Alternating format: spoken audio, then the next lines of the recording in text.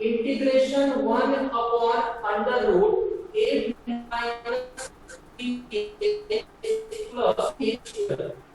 तर सगळ्यात पहिले चेक करायचं का हे प्रॉब्लेम थर्ड टर्म मेथडचं आहे का. तर ते कसं चेक करायचं आहे मी तुम्हाला टेक्निक सांगितली आहे. पहिले वर चेक करा dx आहे का. dx नाही फक्त dx, फक्त dx पाहिजे. dx सोबत दुसरी कोणतीच टर्म नाही पाहिजे. आहे dx हा वन कॉन्स्टंट आहे नो प्रॉब्लेम. फक्त dx आहे. डिनॉमिनेटर मध्ये x स्क्वेअर x कॉन्स्टंट आहे आहे. मग ही झाली आपली थर्ड टर्म मेथड. प्रॉब्लेमला सॉल्व करत असताना याला पहिले आपण I कन्सिडर करू. केला I कन्सिडर. थर्ड टर्म मेथडची पहिली स्टेप x स्क्वेअर चा कोएफिशिएंट 1 पाहिजे. x स्क्वेअर चा कोएफिशिएंट किती पाहिजे 1. इथं किती आहे 2. 2 चालतो का नाही. 2 नाही तर याला काय 2 ने डिवाइड करा. 2 ने काय करा याला डिवाइड. 2 ने डिवाइड करू. I इक्वल 1 अपॉन 2 ने जर डिवाइड केलं तर इथं किती येणार 4 minus 3/2x plus x square. समजलं इथपर्यंत. आता इंटिग्रेशनच्या अंडर रूट मध्ये आहे म्हणून हा पण कशामध्ये पुटअप करू अंडर रूट. पहिली स्टेप समजली. x स्क्वेअर चा कोएफिशिएंट 1 केला. त्यानंतर विद्यार्थी मित्रांनो याकडे एक केअरफुली लक्ष द्या या प्रॉब्लेम कडे. हा x स्क्वेअर पण प्लस आहे, हा कॉन्स्टंट पण प्लस आहे. याची जर मी पोझिशन चेंज केली पडणार नाही. पण जसं त्या दिवशी मला साक्षी दुपारी एक क्वेश्चन विचारला होता का सर हे मायनस आहे आणि याला जर आपण पहिले लिहिलं आणि सगळ्याच्या जर साइन चेंज केल्या तर सॉल्व होणार का. तसं करता येत नाही. साइन चेंज करायची नाही.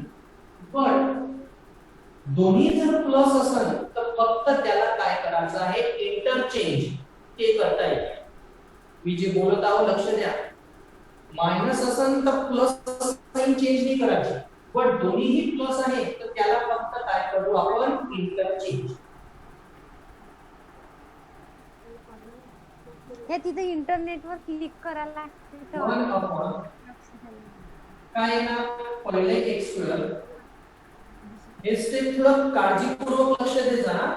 हा पण प्लस होता हा पण प्लस होता. फक्त मी इंटरचेंज केलं. Only interchange. साइन जर इथं मायनस असली तर इंटरचेंज करायचं नाही. पहिली स्टेप फिनिश. सेकंड काय काढत असतो आपण third term 1/2 into coefficient of x minus 3/2 पण लिहू शकता पण त्याचा पण स्क्वेअर प्लस होणार आहे. 1 into 3 3 3 चा स्क्वेअर 9 2 into 2 4 2 चा 4 चा स्क्वेअर 16. थर्ड टर्म भेटली. आता काढाचा परफेक्ट स्क्वेअर. कॉन्स्टंट लास्ट आहे तर कॉन्स्टंटच्या आधी प्लस आणि मायनस. ना x square minus 3/2x plus 4 equal to minus 3/2x plus 9/16 minus 9/16 plus 4. केला ऍडजस्ट. कॉन्स्टंटच्या आधी प्लस पण केला आणि मायनस पण केलं. काही विद्यार्थी असे आहे का थर्ड टर्म मेथड ज्या दिवशी पहिल्या दिवशी जेव्हा शिकवली होती त्या दिवशी प्रेझेंटेशन असणार आज जॉईन झाले असणार आणि थर्ड टर्म मेथड जर नाही समजली तर काहीच समजत नाही.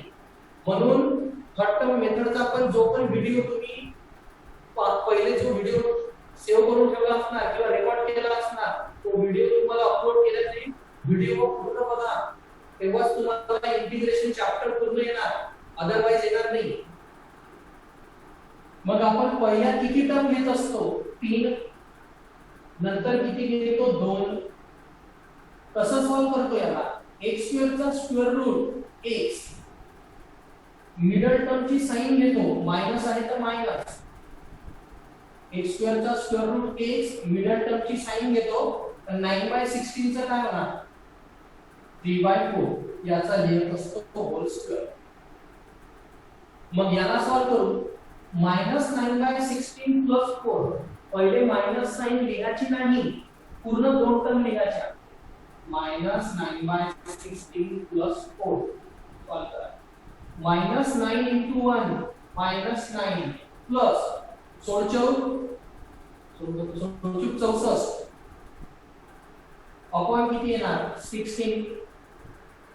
आता 64 मधून जर मी 9 मायनस केले किती होणार रे 64 मधून 4 गेले 60 आणखी 5 गेले 55, म्हणजे 55/16. आणि हे आन्सर कशामध्ये आलं प्लस, आन्सर प्लस मध्ये आलं म्हणून इथं साइन पण कोणती येणार प्लस. नाहीतर काही विद्यार्थी काय करतात पहिले देते मायनस आणि मग याला सॉल्व करते, म्हणजे 9 * 9 असं लिहिणार. तसं नाही करायला लागत, साइन ला पकडूनच सॉल्व करायला लागते. 55/16. आता हा स्क्वेअर आहे तर याला पण काय करू आपण स्क्वेअर.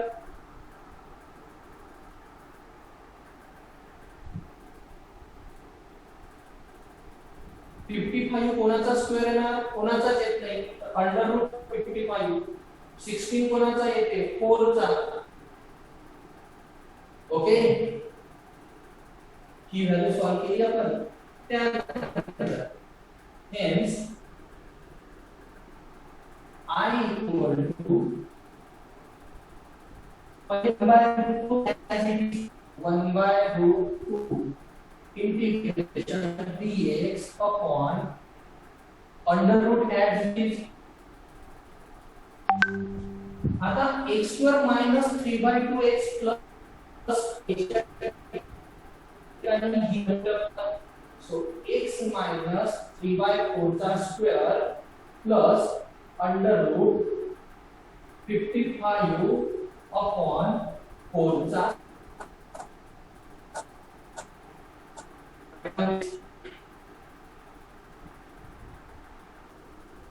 एक काम करशील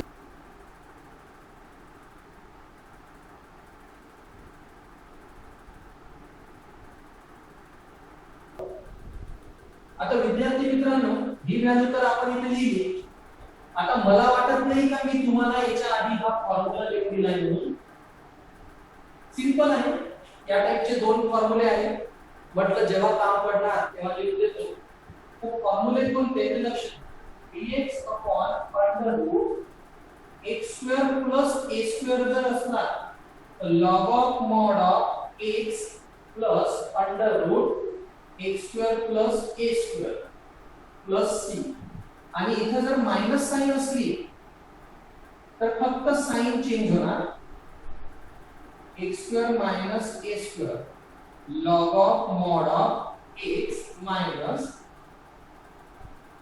x² minus a² plus बस फक्त इतकं डिफरंट आहे विद्यार्थी मित्रांनो. अंडर चे 3 फॉर्म्युले आहेत आपल्यापाशी लक्षात ठेवा. आणि तिसरा कोणता होता तो मी याच्या आधी तुम्हाला लिहून दिला होता. तिसरा फॉर्म्युला होता आपला dx upon √a² minus x². हा डायरेक्ट काय होतो sin inverse of x/a plus c. तिघांमध्ये फक्त काय डिफरंट आहे इथं a² पहिले आहे. a² minus x² असला तर sin इन्व्हर्स ऑफ x/a आणि पहिले जर x² असला अंडर रूट मध्ये तर डायरेक्ट लॉग वाला फॉर्म्युला लागतो. ओके, हे थोडं लक्षात ठेवा. हे जिथे आपलं त्याच्या बाजूला तिन्ही फॉर्म्युला लिहिले तुम्ही तर हे चालणार, म्हणजे तुमच्या लक्षात आलं. आता याला फॉर्म्युला अप्लाय करू. पहिले 1/√2 as it is, 1/√2 as it is. त्यानंतर फॉर्म्युला लावायचा आहे तर मी ब्रॅकेट मध्ये कोणता लागणार आहे under root X square plus A square काय होणार लॉग ऑफ मॉड ऑफ काय आहे पहिले एक्स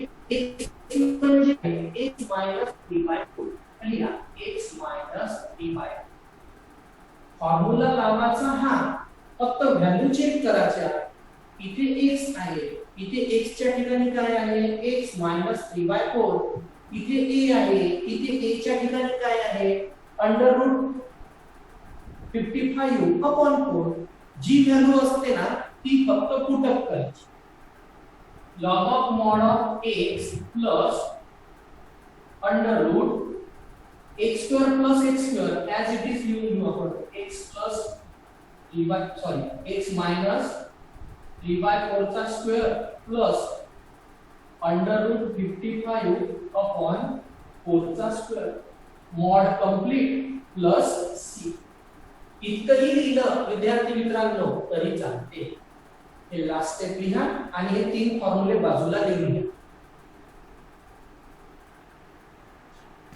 इथे आपले थर्ड टर्म मेथडचे पूर्ण प्रॉब्लेम झाले आता जेव्हा मी तुम्हाला हे तीन फॉर्म्युले शिकवले होते dx upon x square plus a square dx upon a square minus x square dx upon x square minus a square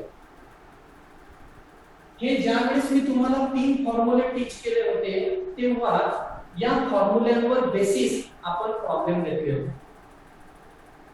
same problem 3.2 बी या एक्सरसाइज मध्ये आहे सेम फक्त व्हॅल्यू चेंज आहे बाकी काहीच नाही तर त्या टाइपचं मी एक दोन प्रॉब्लेम घेतो बाकी पूर्ण प्रॉब्लेम तुम्हाला होमवर्क करायचे आहे ओके या टाइप मध्ये ही टाइप कशी ओळखायला लागते x चा स्क्वेअर दिसला x चा जर काय दिसला स्क्वेअर बस x च्या स्क्वेअर वालेच फॉर्म्युले लागणार आहे ओके तर आपला पहिला प्रॉब्लेम युनिट 3.2 बी ओके 3.2 बी मतलब पहिलाच प्रॉब्लेम लिहा integration 1 4x square minus 3 dx आता लक्ष द्या प्रॉब्लेम काय गिवन आहे आपल्याला integration 1 upon 4x square minus 3 dx हे दिलं आहे आपल्याला प्रॉब्लेम आता हे तर थर्ड टर्म मेथड नाही आहे का बरं थर्ड टर्म मेथड नाही आहे चला x स्क्वेअर आहे x आहे का इथं कॉन्स्टंट आहे थर्ड टर्म मेथड आहे का ही नाही याला डायरेक्ट फॉर्म्युला लागतो हे मी कसं ओळखलं डायरेक्ट फॉर्म्युला लागतो म्हणून कारण x चा काय आहे स्क्वेअर आणि एक टर्म काय आहे कॉन्स्टंट मग नेमका फॉर्म्युला कोणता लागतो सेम अशीच टेक्निक सांगितली होती मी तुम्हाला त्या दिवशी मिडल मध्ये कोणती साइन आहे मायनस x स्क्वेअर कोणत्या साइडला आहे या साइडला x स्क्वेअर आहे या साइडला जर x स्क्वेअर असणार तर या साइडला a स्क्वेअरच असणार म्हणजे x square minus a square हा लागणार आहे विद्यार्थी मित्रांनो फॉर्म्युला मग dx upon x square minus a square चा आन्सर काय होते 1 upon twice a log of mod of x minus a upon x plus a plus c हा फॉर्म्युला लागणार आहे आठवलं काही सेम प्रॉब्लेम घेतले होते आपण या तर हेच प्रॉब्लेम बाकी आहे आता या एक्सरसाइज मध्ये आज करून पाहायचे एक्सरसाइज पूर्ण फिनिश बघा लेट पहिले प्रॉब्लेम x स्क्वेअर चा कोएफिशिएंट किती पाहिजे नेहमी 1 बघा फॉर्म्युल्यामध्ये x स्क्वेअर चा कोएफिशिएंट किती आहे 1 तर 4 ने डिवाइड करू याला जर 4 ने डिवाइड केलं आपण इथं किती येणार 3/4 1 dx dx चा येणार आहे इथं 4 ने डिवाइड केलं तर 3 ला पण 4 ने डिवाइड आणि इंटिग्रेशनच्या बाहेर सुद्धा 4 ने डिवाइड आता हा स्क्वेअर आहे तर हा सुद्धा काय पाहिजे स्क्वेअर. तर त्याला आता स्क्वेअर बनवू आपण. मग याला जर स्क्वेअर बनवायचं आहे तर 3 कोणाचा स्क्वेअर येते √3 चा. 3 कोणाचा स्क्वेअर येते आणि 4 कोणाचा स्क्वेअर येते तर 2 चा. बनला formula x² - a². x² - a². आता याला फॉर्म्युला अप्लाय करू. बघा आता अप्लाय करा. फॉर्म्युला अप्लाय करायचा असतो इंटिग्रेशन. इंटिग्रेशनच्या बाहेरच्या टर्मला नाही. ते इंटिग्रेशनच्या बाहेर 1/4 आहे ते आपण as it is put up करू. ही as it is put up. आता याला फॉर्म्युला अप्लाय करू. So x² - a². x² - a². काय आहे formula 1 upon twice a. So 1 upon twice a.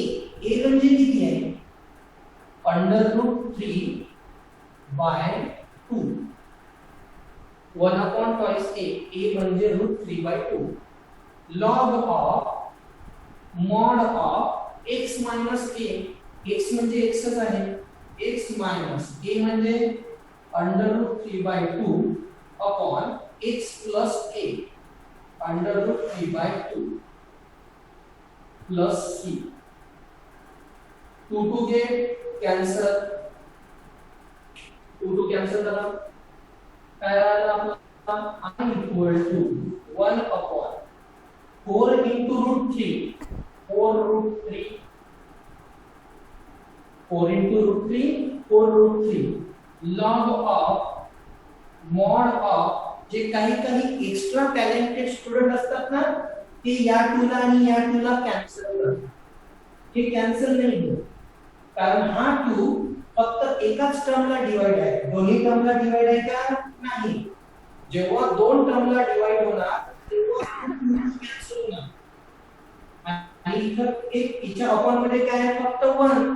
पहिले क्रॉस मल्टिप्लाय करू. 2 into x 2x minus √3 upon 2. याला क्रॉस मल्टिप्लाय. इथं पण cross multiply. 2x plus √3 upon 2 plus 3. 2 get cancel. आता 2 का बरं कॅन्सल करा कारण तो होल टर्मला डिवाइड आहे. पूर्ण टर्मला डिवाइड आहे. इथं फक्त एकच टर्मला डिवाइड होता म्हणून कॅन्सल. मग remaining is your answer 1 upon 4 √3 log of mod of 2x minus √3 upon 2x plus √3 plus c. Write down.